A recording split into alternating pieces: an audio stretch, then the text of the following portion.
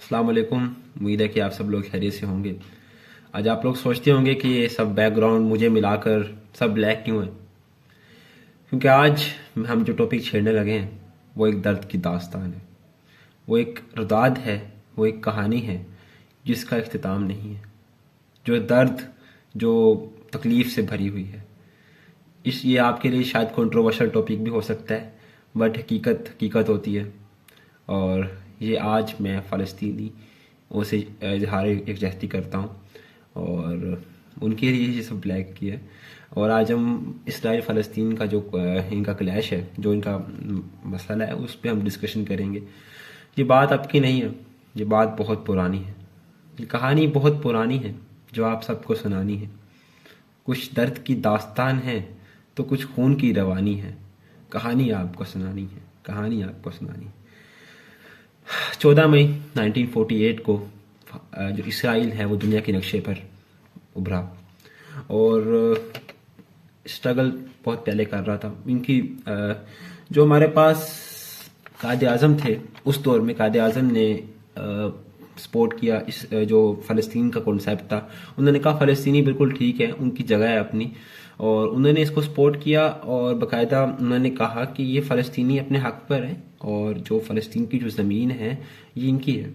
अगर वो उस मौक़िफ़ से पीछे हटते तो फिर मुस्लिम लीग का जो मौक़िफ़ था उसकी तो अहमियत नहीं रहती। तो उन्होंने बिल्कुल सपोर्ट किया इसको, और वो वाकई ही फ़लस्तीनियों का हक़ है। और इस पर इनके हमारे इंडियन कांग्रेस के जो लीडर थे, जो इंडियन फाउंडर हैं महात्मा गांधी, उनकी भी एक कोटेशन मैं ऐड कर दूं। वो कहते हैं कि फ़लस्तीन belongs to the Arab in the same sense that England belongs to the English और France belongs to the French. अब सोचिए, उन्होंने कहा कि ये है ही अरब लोगों का इलाका है, तो इसको तो आप तो इस पे तो कोई बात बनती नहीं है। उन्होंने उस टाइम जो फ़लस्तीन को सपोर्ट किया। और क्या हुआ जी, आखिरकार उन्होंने ले लिया अपना कंट्री, इसराइल बन गया।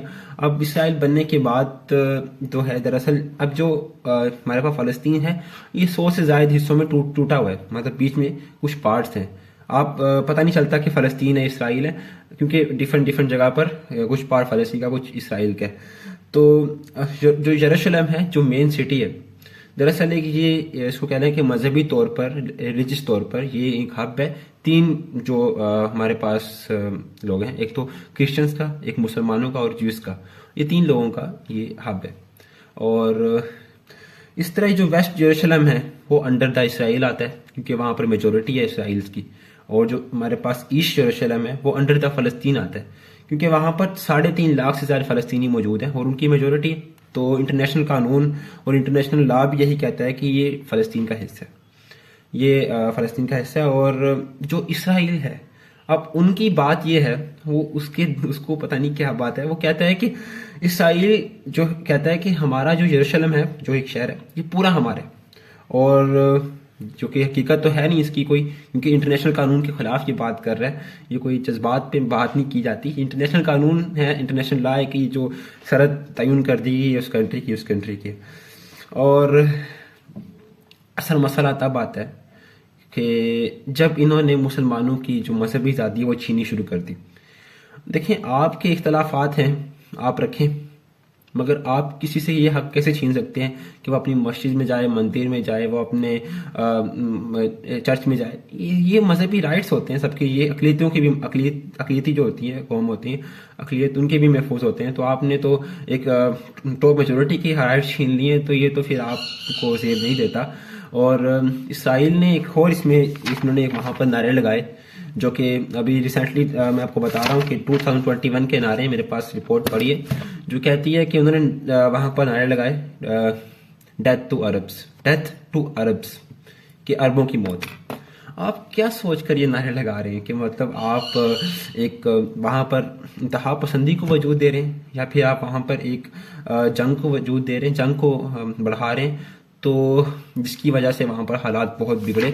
और मैं आपको रिपोर्ट बता रहा हूँ, 10 मई 2021 को इसराइली फ़ौज मस्जिद अक्सा में एंटर होती है, और अंदर एंटर होते ही वहाँ पर जो रबर बुलेट्स हैं वो फायर करती हैं। और वहाँ पर जो उनके पास एक ग्रेनेड्स हैं, स्टन ग्रेनेड्स, वहाँ पर उनका इस्तेमाल करती है।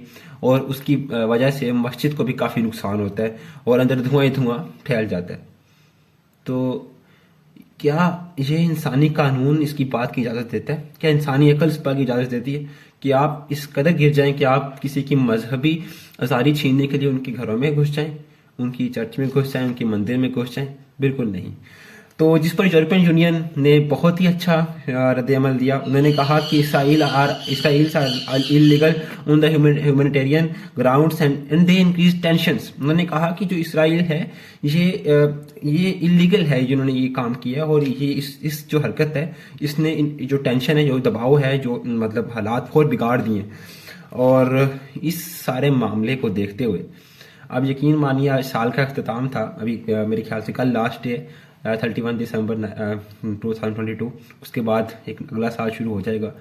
और मैं तो उम्मीद करता हूँ कि हमारे जो फ़लस्तीनी भाई हैं उनको उनका हक मिले और वो भी एक मतलब बराबरी की ज़िंदगी जी सके।